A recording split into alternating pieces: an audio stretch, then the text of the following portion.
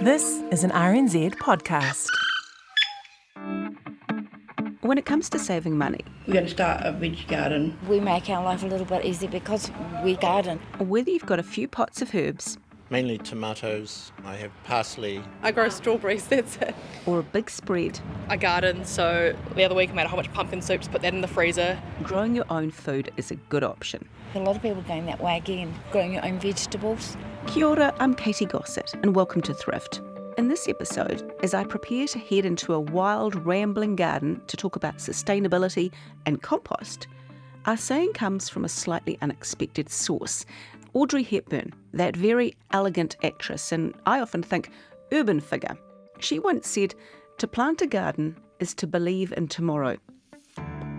And so this episode is about growing food for tomorrow and the next year and the one after that.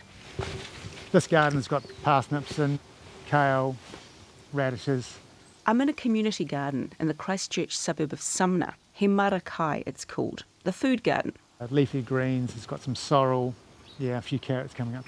So it's got a bit of everything. Wandering around with me in his bare feet, and we'll hear more about why that is later, is the garden's creator. My name's Gavin Hawke. I am a learner gardener, I would call myself. He's learning to garden in a way that's not just sustainable, but also regenerative. Trying to grow stuff for food, for the soil, for the animals at no cost. And once the garden's set up, there shouldn't be too much ongoing maintenance either. It's not something we need to push, rather than we just need to encourage nature to do it for us. Sounds like my kind of garden. Gavin started Hemarakai in 2022 on a patch of land that he leases from the Christchurch City Council. It was red zoned after the city's fatal earthquake in 2011. This is 2,000 square metres, and I kept looking, that'd be great to grow something in. Gardening is often a cheap way of generating food, but Gavin has really pared it back to the basics. So how did he do it? Tip 1 is about getting it all started. Now, you might be thinking, I don't have enough space for that kind of project, but Gavin reckons. We don't need a lot of space. We can grow food on our windowsill. Some of us have raised beds at home. Gavin reckons we can make our own by repurposing a bit of wood.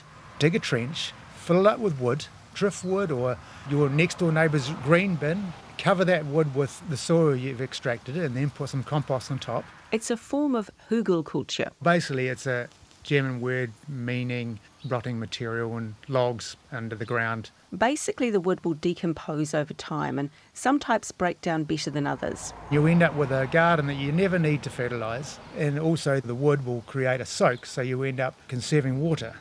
And it's not just an easy fertiliser, it's also free. For example, when Gavin set up this garden, I carted on my car about 200 metres of driftwood. It's sitting at the beach, so it's all free. and keep your eye out for other bits of rotting material. If it's going to rot, grab it. It's all about waste streams, rotting, and creating some sort of circle of life.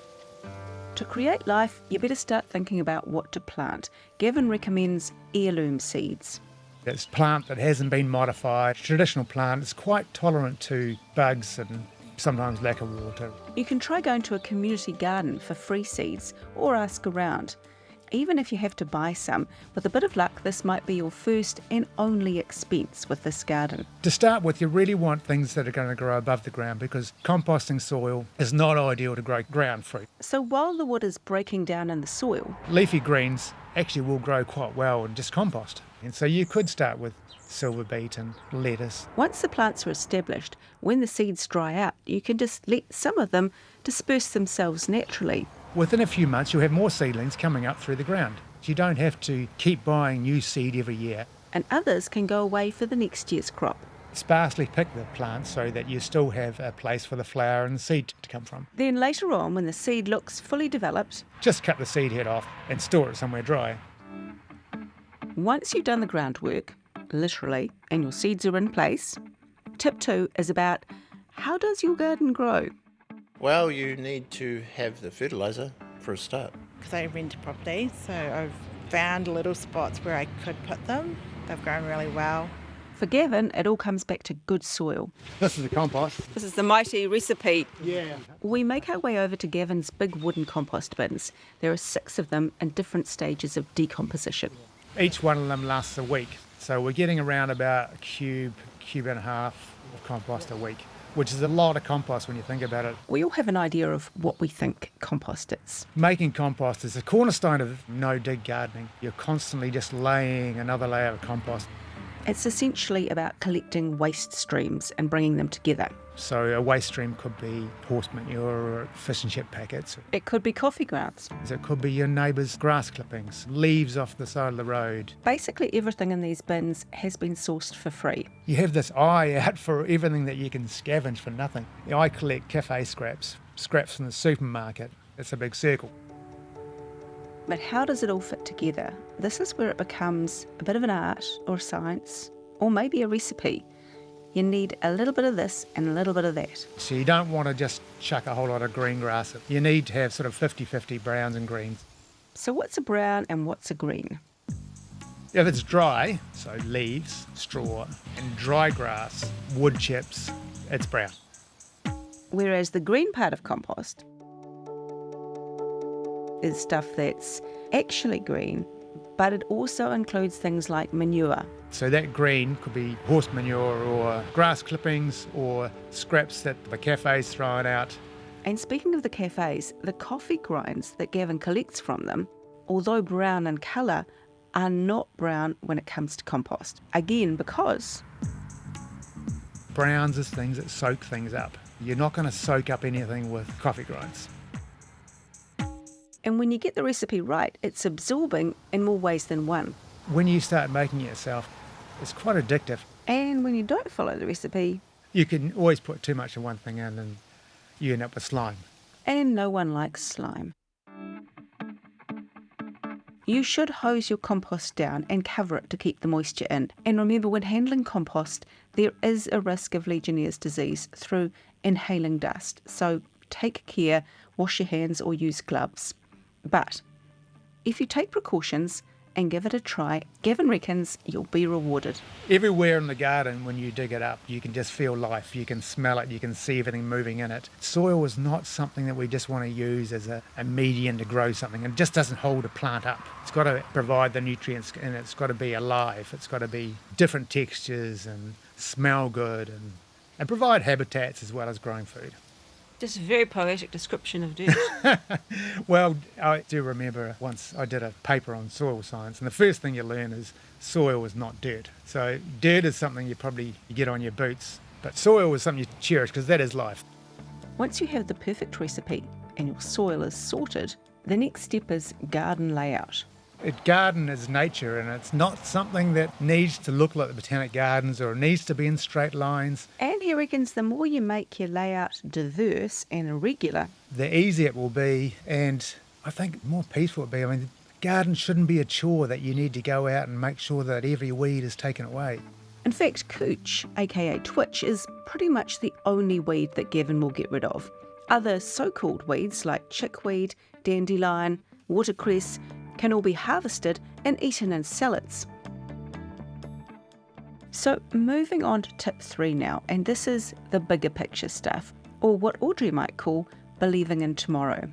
We've talked about compost, we've talked about hugelkultur, so what about permaculture? Because that's really what Gavin wants to create here. Permaculture is not just gardening. So permaculture is a permanent way of living, I suppose. So it's all about living without external sources. So that could be reducing your use of electricity or fuel, or working with your neighbours more to share things, all of which will save you money. There are various definitions of permaculture online, and the term's generally thought to be a mashup of the words permanent and agriculture.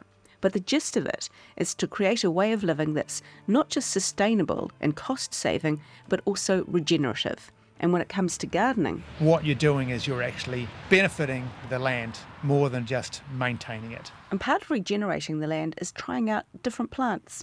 We've got avocados here, we've got apricots, apples, cherry, just to name a few. And developing permaculture also means supporting other types of vegetation, non-foodie vegetation, which bring their own benefits. If you plant natives, you'll create a bit more habitat and the birds will be more welcome. Quite a few. Waka waka. Yeah, they follow you around, it's great.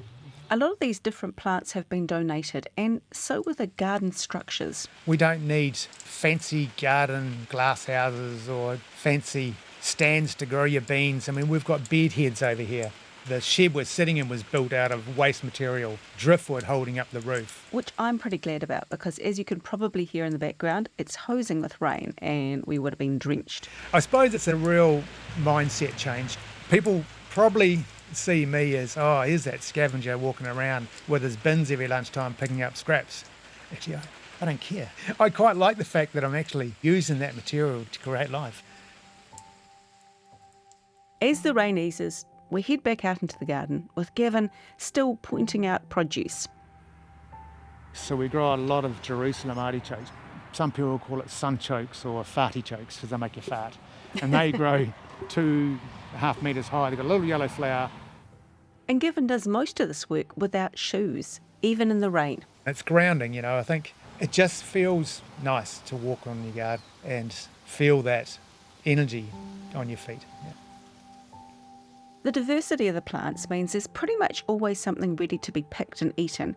But as we heard earlier, in a self-sustaining garden, some of those seeds are put away and dried for the next season. So in this building room now we've got lettuce, celery and broccoli and onions and carrots. In the glasshouse, again built by Gavin using donated wood, he shows me the future crops. Great sheaves of dried plants with seed heads still clinging to the stems. And we're just drying it here and then we'll plant it when the weather warms up. And there's plenty of it. There's so much seed that comes off one plant. It's abundance. Out of one silver beet, you can basically get enough to plant 20, 30 square metres. It does take 6 months after planting to be able to harvest the seed, but patience is part of this game. This sort of garden is not something you can just make and tomorrow going to eat.